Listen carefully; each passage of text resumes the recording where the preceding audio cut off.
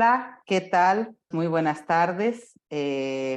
Pues soy la doctora Beatriz Saavedra y muchísimas gracias a los que están hoy aquí. Bienvenidas, bienvenidos al Museo de la Mujer, este centro de difusión de una nueva cultura de igualdad sustantiva entre mujeres y hombres. Pues hoy es un gusto estar aquí, como cada mes, en Poéticas de la Inteligencia, para hablar de esta gran escritora, Annie Ernaux. Y bueno, pues tenemos una invitada maravillosa el día de hoy, nuestra querida escritora Ethel Krause. Y bueno, antes de leer su semblanza, me encantó estas palabras que escribió Annie, que dice: hay en Francia y por todo el mundo intelectuales masculinos para quienes los libros escritos por mujeres simplemente no existen, nunca los citan. Y yo, desde que comenzamos Poéticas de la Inteligencia, por eso creé este programa, para hablar de estas mujeres, pero de lo que escriben, para hacer estudios y que además las puedan citar. Entonces, bueno, me encantó lo que dice Enie. Y bueno, pues voy a presentar a nuestra querida Ethel Krause. Ella es originaria de la Ciudad de México, ha logrado una vasta obra pública en diversos géneros literarios, antologada, traducida y ampliamente reconocida. Su libro, Cómo acercarse a la poesía, es considerado un clásico contemporáneo en salas y bibliotecas públicas. Es también académica, doctora en literatura, creadora del modelo Mujer, Escribir cambia tu vida, con reconocimiento internacional. Entre sus recientes libros de poesía están La otra Ilíada, Un nombre con olor a almizcle y a gardenias, Balada contra el tiempo, editado en España. En novela acaba de salir su obra Samovar, bajo el sello Alfaguara, Penguin en Random House. Bueno, no, pues muchísimas gracias por hablarnos hoy de Annie Ernaux, esta gran escritora. Adelante, por favor, querida Ethel. Beatriz, qué gusto verdaderamente volver a poder participar contigo en algo. Yo te admiro y te veo y soy tu fan y te escucho. Todo lo que tú haces es extraordinario, lo haces en gran medida con el apoyo a las escritoras y al público lector para que vaya ampliando sus horizontes. Y este no es un caso diferente, es lo mismo. Qué buena cita que utilizas para arrancar la extraordinaria trayectoria Annie Ernaux. Yo la voy a pronunciar a la francesa. Si lo castellanizamos, pues es Ernaux, pero si lo afrancesamos, es Ernaux, Annie Ernaux, así lo voy a pronunciar. Y desde que me invitaste a participar en estas Poéticas de la Inteligencia, que por cierto es la segunda vez que estoy acá y lo celebro mucho porque la anterior fue con otra premio Nobel, ¿sí? Con Louis Gluck, ¿te acuerdas, no? Y en este caso es con Annie Ernaux, que flamantemente obtuvo el Premio Nobel de Literatura el año pasado, en diciembre del año pasado. Y a mí me llamó mucho la atención, seguramente a ustedes también, varias cosas. Una, que poca gente conocía a Annie Ernaux, fuera de los círculos muy eh, eh, cerrados, literarios o académicos, pues, o europeos. No mucha gente la conocía, era una autora pues desconocida realmente a nivel general, a nivel público general. Incluso escritores, escritoras, colegas, amigos cercanos no la habían leído, no la conocían. Entonces, ese es uno de los puntos que me llamaron la atención, una escritora con una trayectoria tan importante y con obra tan fundamental que realmente ha revolucionado la literatura, no solamente escrita por mujeres, sino la manera en que hay que, digamos, aproximarnos al fenómeno de la escritura, del que voy a hablar ahora, lo voy a explicar, y no la conocían. La segunda cosa que me llamó mucho la atención es que hubo mucho vituperio, ¿sí? En contra de ella, incluso en círculos allegados, intelectuales a ella, franceses, europeos, porque no la consideraban digna de un premio Nobel. Consideran que lo que hace ella no es obra literaria. ¿Por qué? Porque ella misma se ha presentado como una escritora que ha desertado de la ficción literaria, ¿no? Y como si escribir una obra no ficción así ampliamente reconocida por ella misma le quitara la condición literaria, ¿sí? Entonces vamos a trabajar sobre ese tema también. Eh, y una tercera cosa que me ha llamado la atención es cuando ya fuera de los prejuicios, los lectores, las lectores se han acercado a leerla, ¿sí? A conocerla por primera vez, o digamos a tratar de forjarse una opinión propia frente a todas estas, por un lado le dan el Nobel y por el otro lado la consideran que no era merecedora. Cuando se acercan a conocerla directamente, también crea dos vertientes, yo he notado, ¿no? Una admiración profundísima, porque empiezan a descubrir el tipo de obra que hace Annie Ernaux, que es una obra tan directa y tan apasionada al mismo tiempo, la consideran fría y plana, y a mi modo de ver, eso es en apariencia nada más, ¿sí? Lo que ella hace es escribir como si fuera un cuchillo, yendo al fondo, sin adjetivar, sustantiviza la literatura, pero eso le mete una profundidad y y una complejidad, ¿sí? Que no tienen otros autores y autoras. Entonces, o la adoran, ¿sí? La descubren, o se quedan un poco al margen de ella. Con todo esto quiero decir que es Annie Ernaux una escritora muy controvertida, muy polémica, y pues nos da pie para empezar a conocerla un poco, a ver su historia, y ver lo que hace, y, y pues tratar de sumergirnos un poquito en lo que ella es, en lo que ella ha hecho y en lo que ella representa. Yo les quiero decir que es una autora a la que yo he seguido desde hace 30 años, digamos, ¿sí? La he leído, la he seguido, la he estudiado y la he admirado, he aprendido muchísimo de ella, no solamente como autora, sino también como promotora de la escritura de las mujeres. Me he inspirado mucho en ella para escribir y para crear estos modelos de Mujer Escribir Cambia tu Vida, y para hacer seminarios de posgrado. En fin, para mí es una autora que merece no solo este espacio, sino mucho más. Bueno, pues vamos a abrir boca. Les voy a compartir una presentación con algunos detalles que considero que podemos aprender de ella, ¿no? Quiero poner este título que se llama Comprender y escribir desde nuestro ser mujer, que es lo que Annie Ernaux hace, ¿sí? Comprender el mundo y lo escribe desde su condición femenina. Pero ojo, su condición femenina no la hace particular, no la hace no humana, ¿sí? Porque en el entendido de que los hombres comprenden y escriben desde su ser hombre también, ¿sí? A veces pues no lo reconocen, ¿sí? El hombre se ha considerado universal y a la mujer se le ha considerado particular. La mujer es mujer y el hombre es universal. Annie Ernaux revoluciona todo esto y nos hace ver que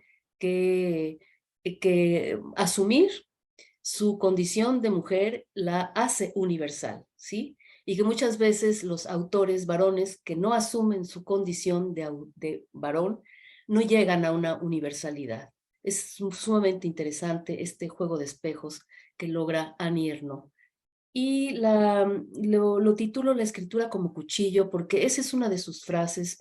Ella es como su emblema, ella utiliza la escritura como un cuchillo, no un cuchillo que va y mata, no un cuchillo que daña, sino un cuchillo que va horadando, ¿sí? Va horadando la piel, va escarbando y va quitándole al lenguaje esas cosas que le sobran, ¿sí?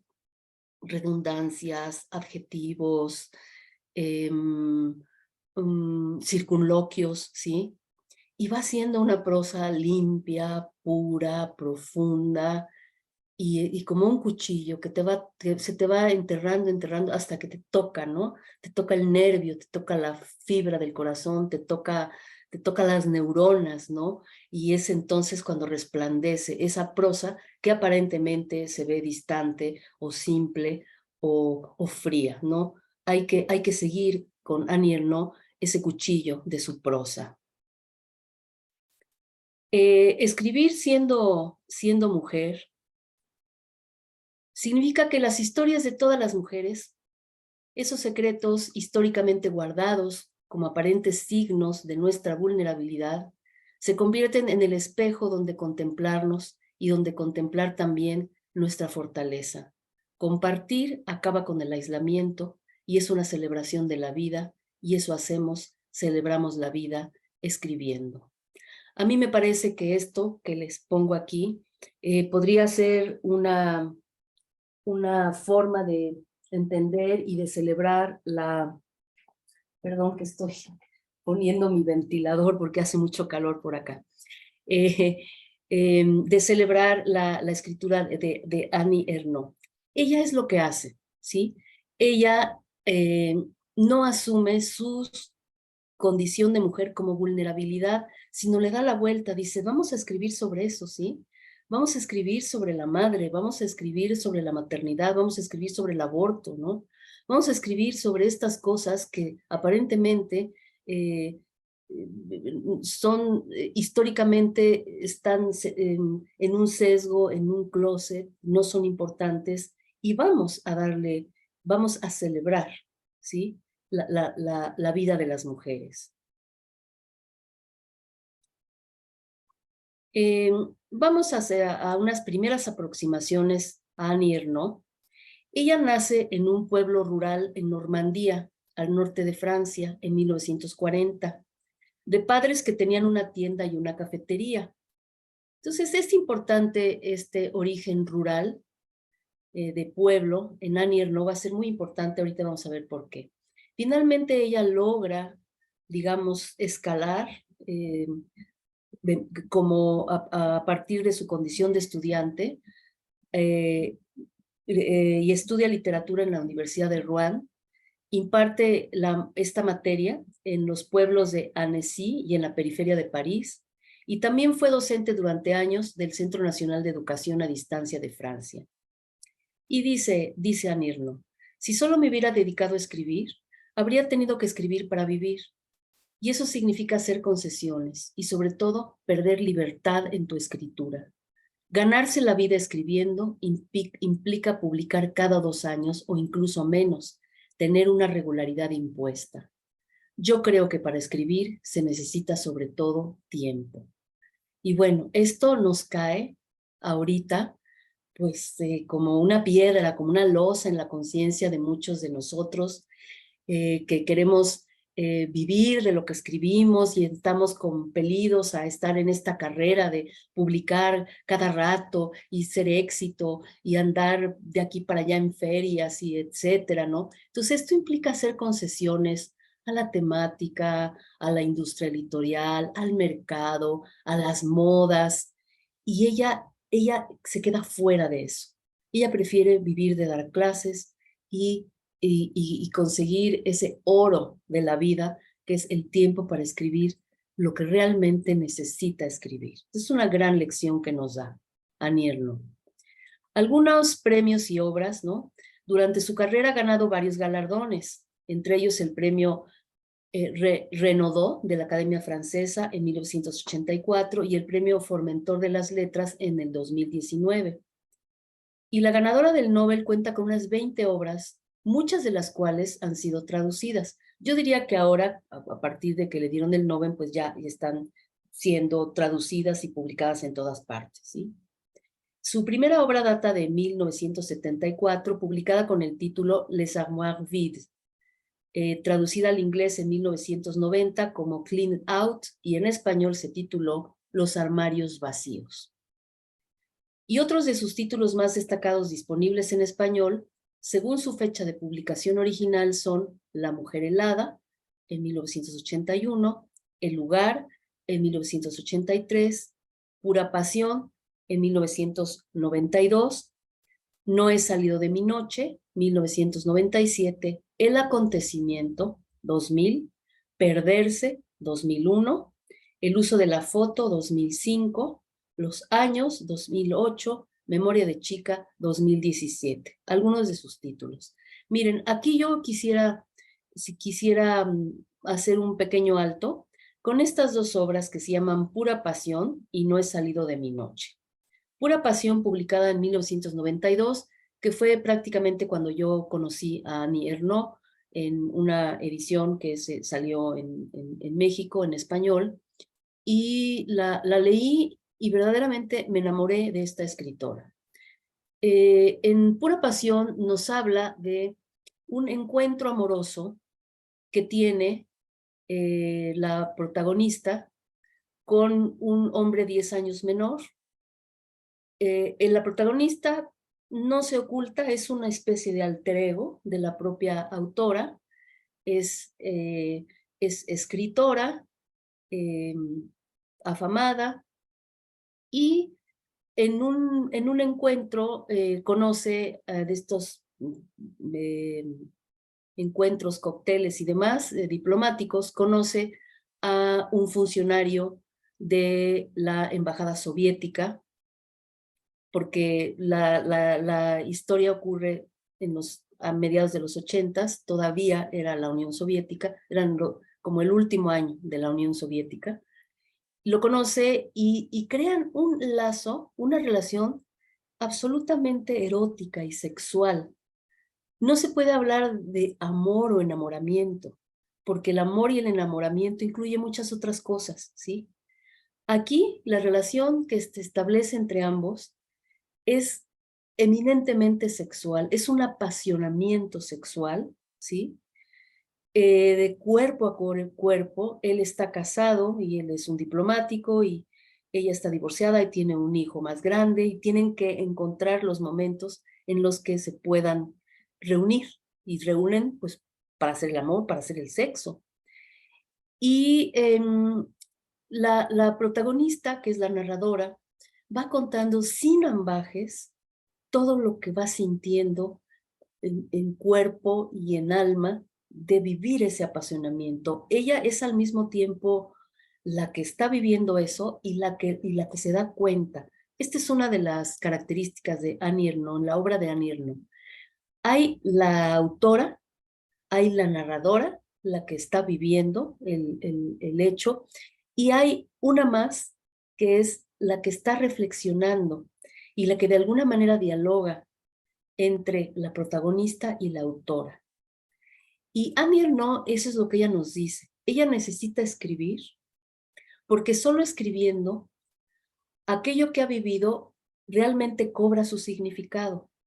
Ella nos dice, solo a través de las palabras, de este cuchillo con el que yo empiezo a horadar lo que he vivido y lo voy poniendo en el papel y va saliendo esta especie como de sangre que es la tinta. Esas ya son metáforas mías. Estoy, digamos, emulando ese espíritu de Annie Ernaux. Es así, dice la autora, cuando yo realmente resignifico mi vida. Entonces, hay un tercer yo en toda la obra de Annie Ernaux, que es esta, que tiene un diálogo entre la autora y la protagonista. Este tercer yo es ese tercer ser fascinante en la obra de Annie Ernaux, que no es fácil de encontrar, y ahí es donde se da no solo la pulcritud de su lengua, sino la profunda autenticidad. Y además, en ese tercer yo es donde Annie Ernaux elabora la estructura de su obra. Es allí donde digamos, el talento literario le permite ver cómo se trabaja la vida para convertirla en una obra literaria, ¿sí? Sin tener que pasar por la ficción, entendiendo ficción como ficcionalización, como que tengo que camuflar, como que tengo que cambiar, las cosas, tengo que suponer que esta es novela y que no es autobiografía. Ella nos dice, no, hagamos otra cosa, hagamos sociobiografía, ¿sí? Entonces, la primera etapa de su vida, ella se pone a hacerla, digamos, a mostrar su obra como novela, ¿no? En donde hay esta cierta ficcionalización, pero llega un momento, en 1997, cuando ella, perdone, en 2001, sí, en 2001, o sea, prácticamente 10 años después de que publica Pura Pasión, esta obra que les digo, de el encuentro entre la escritora y el funcionario soviético, ella decide publicar Perderse. ¿Y qué es Perderse? ¿Qué es esta novela? No, no es novela. Este libro que se llama Perderse. O tal vez sí es novela, pero novela no ficción, ¿sí? Perderse es la misma historia que Pura Pasión, pero directa, sin ficción, ¿sí? Ella toma sus diarios que fue escribiendo en el momento en que vivió esa pasión, los arma y publica así en directo Perderse. Y si ustedes leen Pura Pasión y leen Perderse, ¿sí? Son dos obras que tratan lo mismo. Sin embargo, tienen dos lecturas diferentes, porque en Pura Pasión, Annie es todavía la novelista que hace ficción, y en Perderse, Annie Ernaux ya está haciendo sociobiografía, que es un término que ella genera, autosociobiografía, en donde ella explica, yo no hago autobiografía porque quiero hablar de mí, yo hago sociobiografía, escribo de mí porque te pasa a ti también y les pasa a todos, ¿sí? Escribo sobre lo que me pasa a mí porque les pasa a los demás. Entonces, a partir de ahí, de 2000, ella empieza a hacer eso y publica El Acontecimiento, que es una obra impresionante, donde ella cuenta sobre el aborto clandestino al que tuvo que someterse cuando era una jovencita de 19 años en una Francia donde el aborto estaba prohibido, y todos los prejuicios y los horrores que tuvo que vivir, y ella los cuenta con una, de veras, con unos ojos de escalpelo, un bisturí que va abriendo, y empieza a ser impresionante, porque no se está compadeciendo, no está haciendo una tragedia griega, está contando tal y cual el acontecimiento. Y está utilizando sus dotes literarias para meternos en la escena, como les digo, desde tres, digamos, tres ópticas. La joven que está viviendo, la mujer madura, que ya es Annie Ernaux en el momento en que decide escribir la autora, y luego este otro yo, que solo ocurre cuando se está escribiendo. Y así lo dice Annie Ernaux. Solo puedo entenderme y entender lo que pasó cuando estoy escribiendo, porque algo ocurre en la escritura, ¿sí? Nace esa otra conciencia que es la que me permite ponerle significado, y un significado no solo individual, sino un significado social al acontecimiento. Annie Ernaux entiende su escritura como quien blande con minucia la acción de un cuchillo, como una manera de ajustar cuentas y hacer que la literatura nombre con precisión inefable y cortante lo real, inmediato y su contraparte social. Su literatura es obra, pues, de un escalpelo acorde a los modos en que una observación descarnada del propio yo alterna con el análisis de vidas olvidadas que nadie parece observar ni asistir. Este es otro punto, ¿no? Ella le interesa esas vidas olvidadas que a nadie le parece observar ni asistir, ¿sí? Ella aquí, ustedes van a ver cómo a lo que se refiere la vida de los nadies, ¿sí? Y en esos nadies están las mujeres. ¿sí? Vamos a llamarle estallidos de realidad, porque si bien su literatura parte a comienzos de su carrera por textos de ficción, su obra última revisita más abiertamente su propia vida, a la vez que focaliza en registros de vida, como quien arma un archivo de estallidos de realidad propios en consonancia con otras detonaciones de realidad en el vasto campo de las denominadas vidas mudas, ¿sí? Estos son importantes momentos para entenderla, ¿no? Ella expone su vida focaliza en registros de vida, que son estallidos de realidad, momentos significativos en la vida, que, que le dan, silencian, le quitan el silencio a esas vidas mudas, ¿sí? La vida de los nadies, ¿sí? Annie Ernaux es la escritora que acciona sobre una doble valencia. ¿Cómo registrar el acontecimiento de lo real y a la vez cómo volver esa escritura un acontecimiento? En ese doble juego de registro e imantación de hechos a través de la literatura, sucesos y personas salidos de lo real, vuelve inigualable su proyecto representacional, ya sea narrando el duelo de una madre, un aborto, o bien la meditada auscultación de la vida de los nadies. Hay una cosa muy interesante. Aquí quiero puntualizar. Ella dedica un libro que se llama La Madre,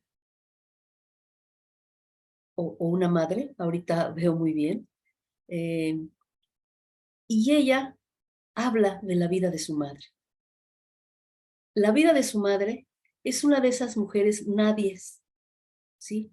Es una mujer campesina que trabajó en una tienda de abarrotes, ¿no? Que tuvo hijos, ¿sí? Y que se peleaba con los hijos y contentaba, tuvo marido. ¿A quién le importa la vida de la madre de Annie Ernaux? ¿Sí? Claro, a ella sí.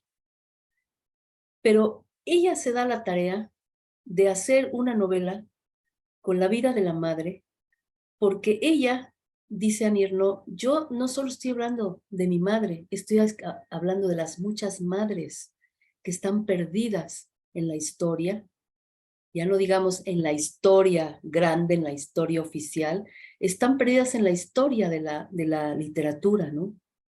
En la historia de la literatura conocemos personajes femeninos, ¿sí? Que ya han sido clásicos, ¿no?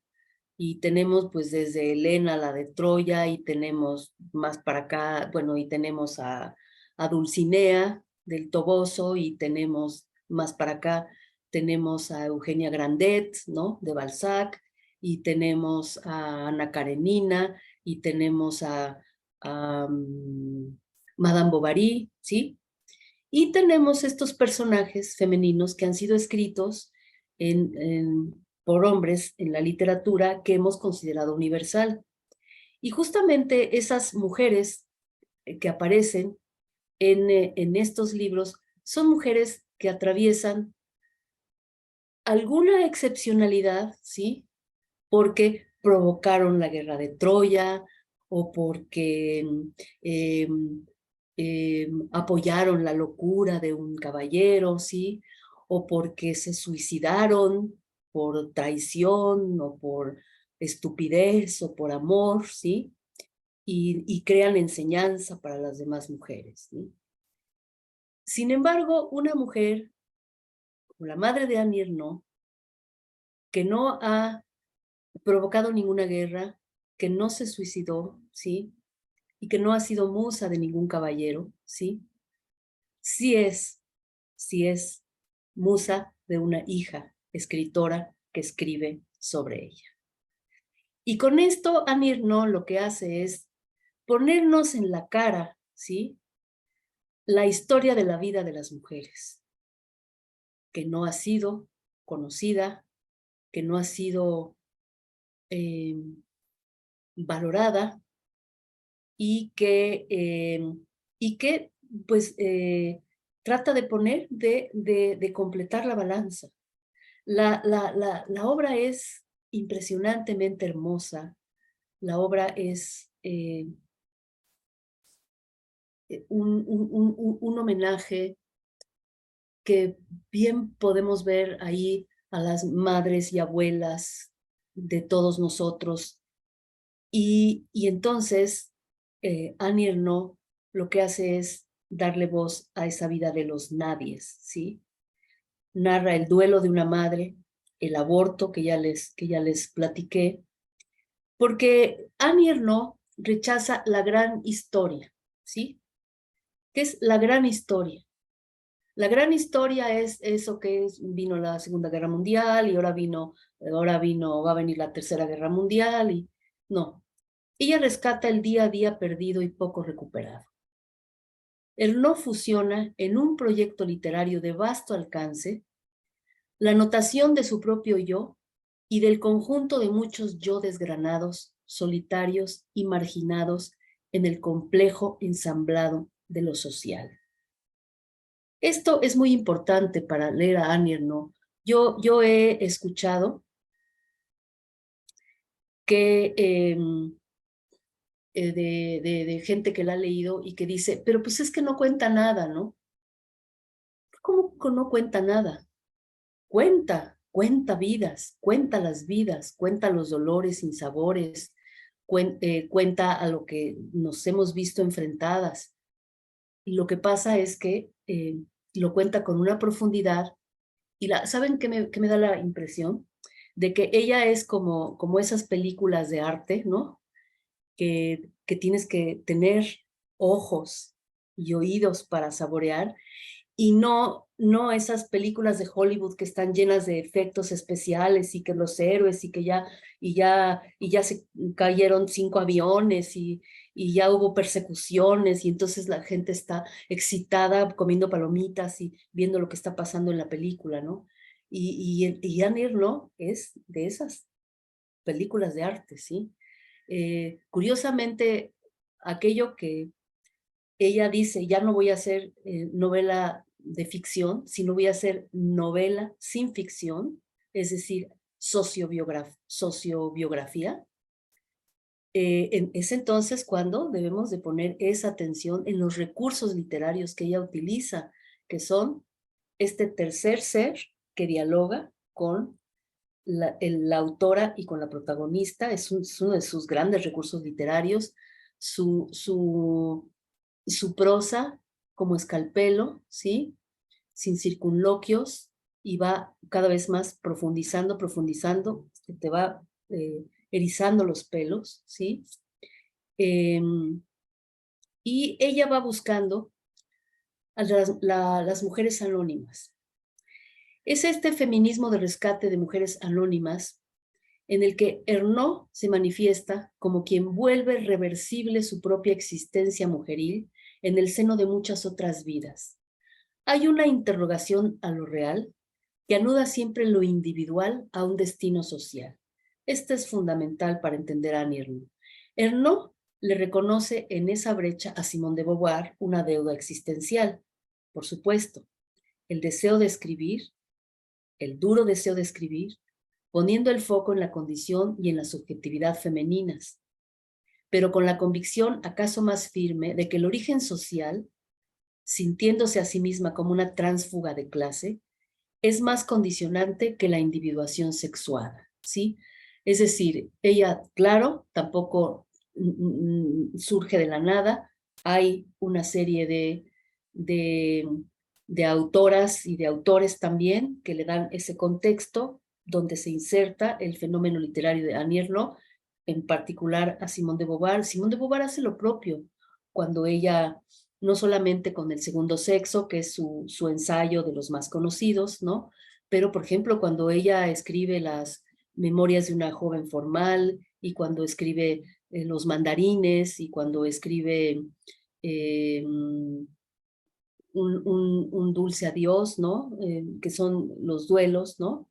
Y su vida de mujer madura y su vida de joven. pues, es lo mismo, ¿sí? Pero Annie Ernaux le incluye también la cuestión social, de la clase social, los nadies, ¿sí? No es lo mismo ser una hija de intelectuales o de diplomáticos que tienes una serie de privilegios a venir de un pueblo por ahí, ¿sí? Y usted es más nadie, ¿no? Digamos, las mujeres hemos sido las nadies, pero hay de nadies a nadies, ¿no? Hay más nadies que otras, ¿no? Entonces, Annie Ernaux asume a las nadies de las nadies, ¿sí?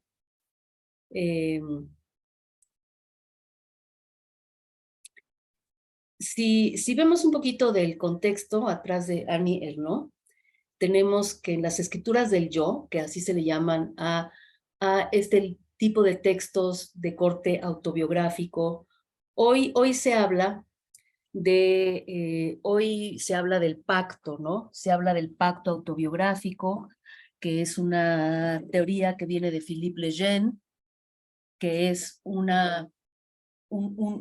pacto que se establece entre el lector y el autor.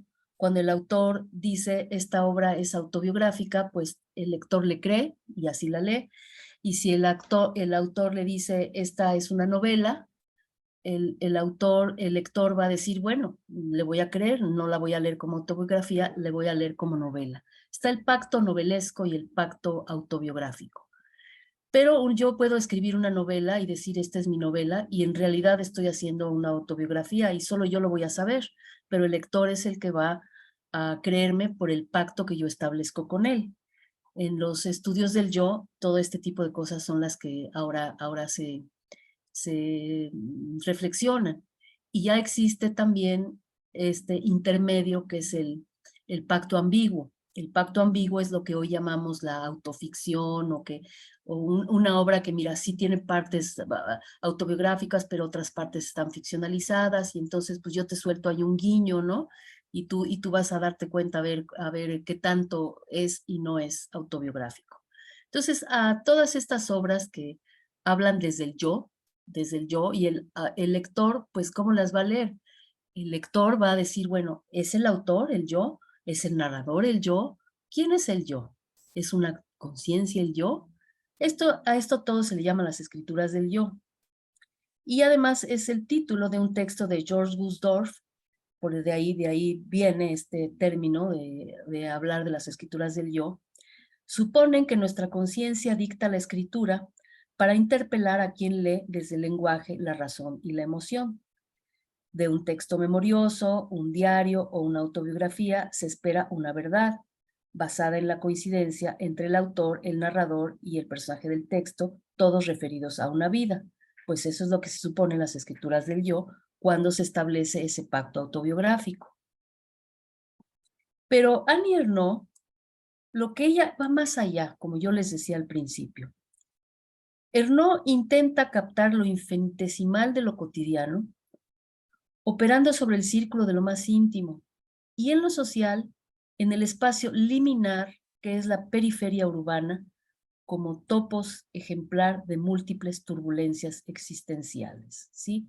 Es decir, a Annie Ernaux no solamente le interesa hablar del yo individual, sino de estos momentos cotidianos que va, que va a la intimidad personal, pero que también comprende la intimidad de los demás. Es decir, hay una especie de intimidad social. ¿Podríamos hablar de eso? Parece un oxímoron, ¿verdad? Parece una contradicción. Hablar de intimidad y de social parece una contradicción. Pues Annie Ernaux logra conjuntar esta contradicción en su obra. Cada gesto recuperado para la memoria y en su galvanización escrituraria, los modos parcos de Ernaux, como si de una escritora púdica se tratase, consiste en rechazar la gran historia y rescatar el día a día perdido y poco recuperado. Ernaux fusiona en un proyecto literario de vasto alcance, esto ya lo había leído, la notación de su propio yo y el conjunto de muchos yo desgranados, solitarios y marginados en el complejo ensamblado de lo social. aquí está lo que ya les platicaba yo del pacto, ¿no? Se establece el pacto autobiográfico a partir de Philippe Lejeune, ¿sí? De tal manera que lo que hace Annie Ernaux es eh, ella hizo un primer pacto novelesco. Dijo, estas son mis novelas como pura pasión. Pero después cambió y hizo un pacto autobiográfico y dice, no, sí son novelas, porque no cualquier persona, nada más escribiendo, va a lograr una estructura y una calidad literaria. Sí, es una novela, pero es una novela sin ficción, es decir, de corte autobiográfico. Pero ella dice, no, no autobiográfico, sociobiográfico, ¿sí? Sociobiográfico. Entonces, estoy repitiendo un poquito los conceptos, le estoy dando vueltas de manera que queden más o menos claros, ¿no?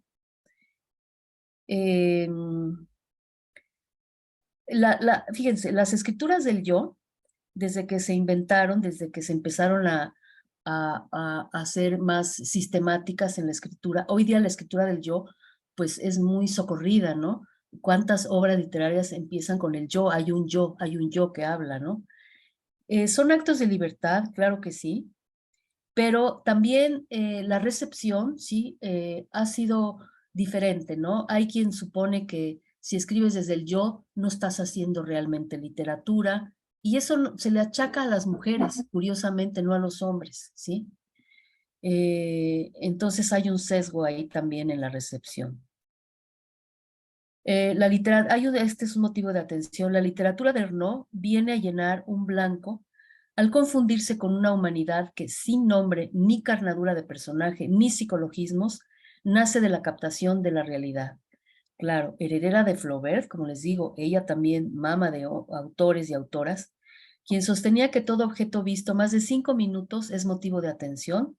Ernaux es la garante de una literatura que, tildada de testimonial y de documental, o propia de un neonaturalismo, desde principios del milenio ha obtenido un interés creciente, poniendo a la luz, en particular, un feminismo sin alaracas.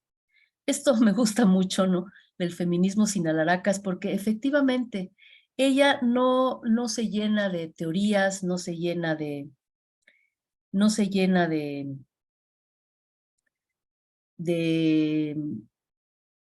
de ideología, ¿no? Ese feminismo lo actúa en su obra, de forma dilatada, de forma consciente y de forma muy penetrante. Fíjense que yo he hecho una comparación, espero que haya quedado más o menos redonda la idea de cuáles son las características centrales que me parecen muy singulares en Annie Ernaux. Insisto, es esa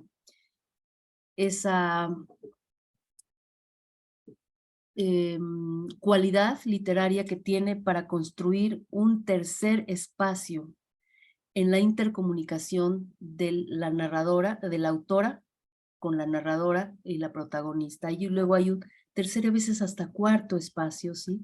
Dependiendo si la autora en qué momento de su vida está, la narradora también en el acontecimiento. Fíjense, el acontecimiento es una novela que les recomiendo muchísimo leer porque tiene esta característica. Miren, está la autora que está escribiendo en el año 2000, me parece.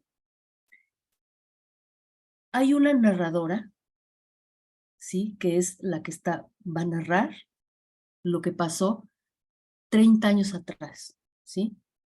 Y está la protagonista, la jovencita, que también tiene parlamentos y va a decir lo que está sintiendo, lo que está pasando por su cuerpo, ¿sí? Y aquello que está siendo sometida involuntariamente, una represión brutal, ¿no? Y entonces hay un momento al final de la obra en que la narradora y la protagonista se encuentran, ¿sí? Porque la narradora va 20 años después, 30 años después, al lugar donde ocurrieron los hechos, ¿sí? y digamos, de repente cumple todos esos años, ¿sí? Ya no es la jovencita de 19, ya es la mujer madura que está allí viviendo en el lugar de los hechos, ¿sí? Entonces, este juego de yos, de personajes literarios que concurren en la obra de Annie Ernaux, a mi modo de ver, no han sido suficientemente vistos o analizados, cuando de repente la crítica literaria pues se larga a decir con que qué simple, ¿no? ¿Cuál simple, no? Creo que la figura del autor, narrador, el protagonista, es sumamente compleja y sobre todo este otro, me gustaría encontrar, a ver si me ayudan, encontrar una manera de nombrar a esa especie de otra, tercera o cuarta conciencia, de ese otra parte que se construye con palabras, que es la que permite que interactúen todos estos elementos de los yos que habitan en la obra de Annie Ernaux. Yo creo que está allí el punto en el que esta autora logra conjuntar lo individual con lo social. Tal vez ese es el punto. Y por último, una cosa más que me interesa decirles, ¿no? Para las autoras que nos estén viendo, para las mujeres que quieran escribir y para los hombres también, por supuesto, ¿no? Ella enseña una cosa. La literatura no se da en la cabeza, ¿sí? Se da en el papel o en el teclado, en la pantalla de la computadora. Se da en las palabras. Entonces no tiene uno que tener en la cabeza las cosas para ponerse a escribir. Hay que empezar a escribir, porque solo la escritura es la que va a ir revelando aquello que tiene que ser revelado y que no se ha podido poner con otras palabras, con palabras que vengan de la mente o palabras orales, ¿sí? No aparece. Hay zonas de la vida que no aparecen en la mente, no aparecen en las palabras habladas, solo aparece en la escritura. Pues hagamos la prueba, ¿no? Yo sí la he hecho y sí me ocurre a mí, sí me ocurre, que solamente al escribir se me revelan cosas que de otra manera no habría ocurrido, ¿no? Bueno, pues este es un poquitito de una introducción a Annie Ernaux. Espero que si no la conocían, pues se asomen a ella, y si la conocían, pues les haya ayudado en algunos otros aspectos para revalorar a esta gran escritora. Muchas gracias. Muchísimas Muchas gracias, gracias. Ethel, no, muy interesante.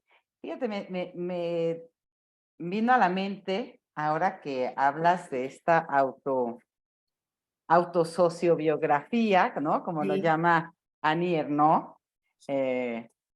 Fíjate, Virginia Woolf escribió en una habitación propia, y te vas a acordar, dice, porque las obras maestras no son realizaciones individuales y solitarias, son el resultado de muchos años de pensamiento común, de modo que a través de la voz individual habla la experiencia de la masa.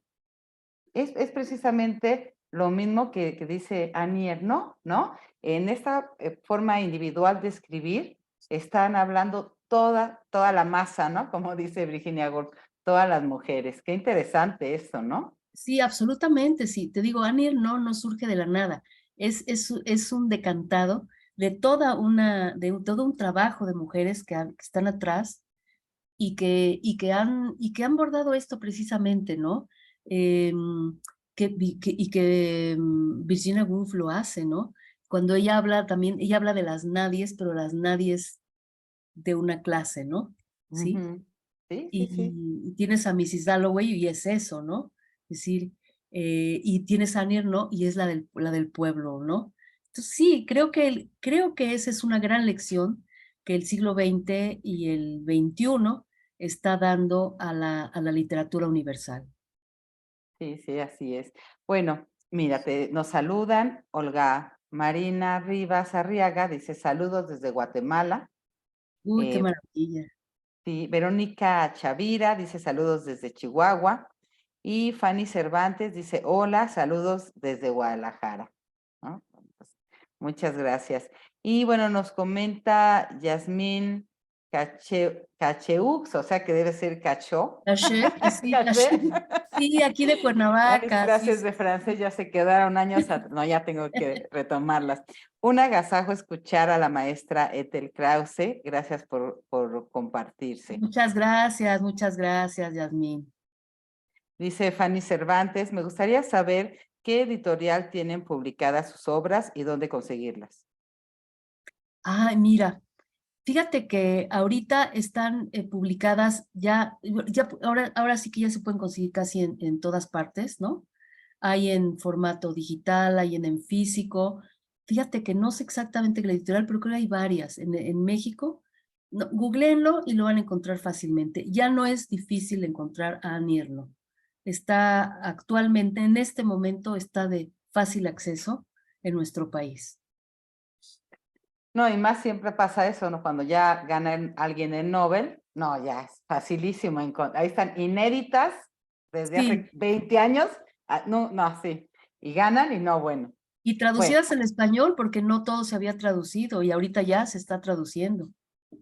fíjate qué bueno eso Sí, también. sí, sí. Fíjate que la de Perderse, Ujú. ella la publica creo que en 2020, y tardó años en estar en español. Sí, Pero bueno, qué bueno que ya la sacaron en ahorita español. ya, ahorita ya. Bueno, dice Olga Marina Rivas Arriaga, inspirador. Escuchar a la maestra Ethel Krause exponiendo una genial lectura de la escritora Annie Ernaux. Y Muchas bueno, gracias. más mensajes. Belia Arroyo, sexóloga Fénix, en pura pasión. Habla el cuerpo de los personajes, sensaciones, miradas. Y Brigo dice, siempre es iluminador escuchar y leer a la doctora Ethel.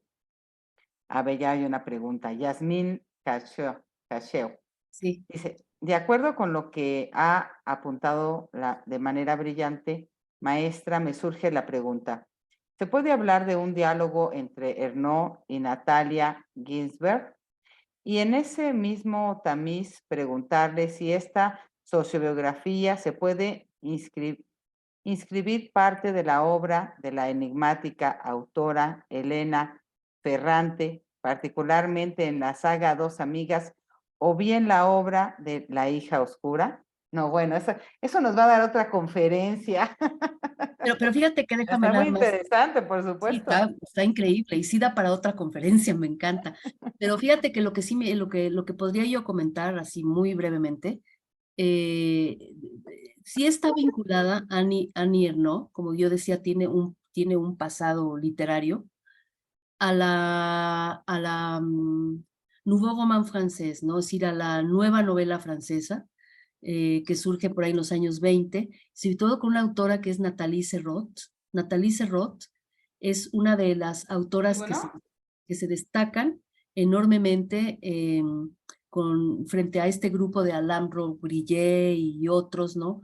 Autores de la nueva novela francesa, y Nathalie Serrault, y ya de ahí bien con las demás, Jazmín, con todas las demás está vinculada, evidentemente, pero del origen en esta corriente que buscaba atrapar el fenómeno, ¿sí? La fenomenología del hecho, ¿sí?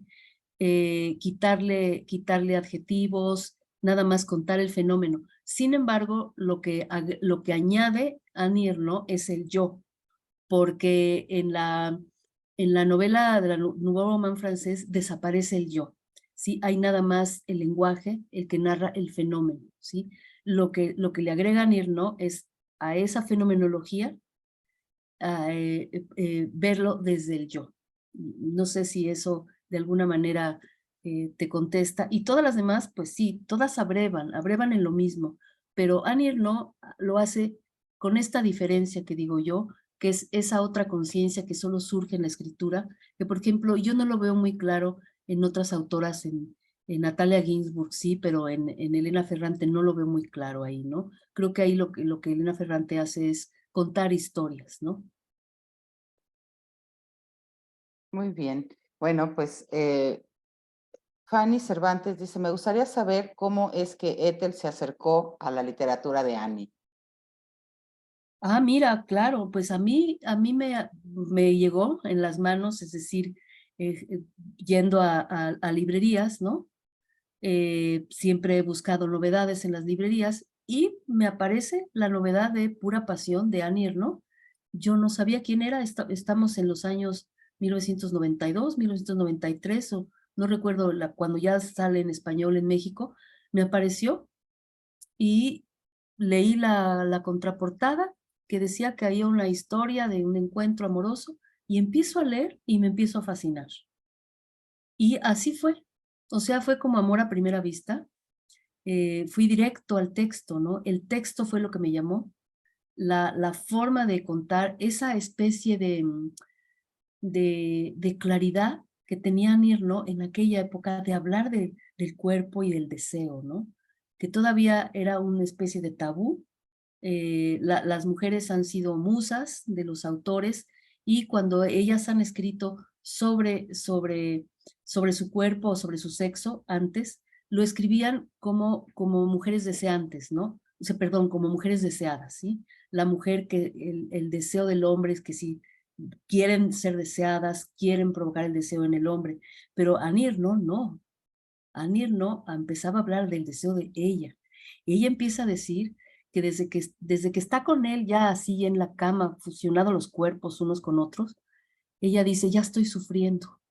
Yo ya empecé a sufrir desde ahorita, porque ya empecé a imaginar cuando ya él se destrabe de mí y él ya no esté.